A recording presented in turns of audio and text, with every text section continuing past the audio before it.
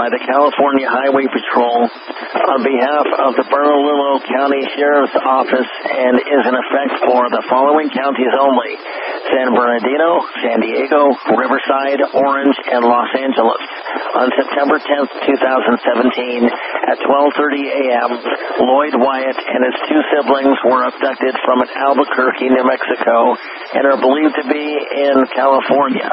Lloyd Wyatt is a 9-year-old black male, 3 feet 5 inches tall, weighing 65 pounds, with black hair and brown eyes, last seen wearing Despicable Me pajama pants.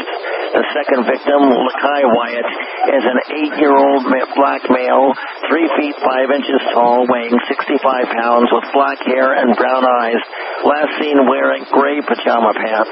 The third victim, Lexington Wyatt, is a 6-year-old black male, 3 feet tall, weighing 50 pounds, with black hair and brown eyes, last seen wearing yellow and white shorts. The suspect, Laria Walker Anderson, is a 28-year-old black female, standing 5 feet 4 inches tall, weighing 127 pounds, with brown hair and brown eyes, with an unknown clothing description.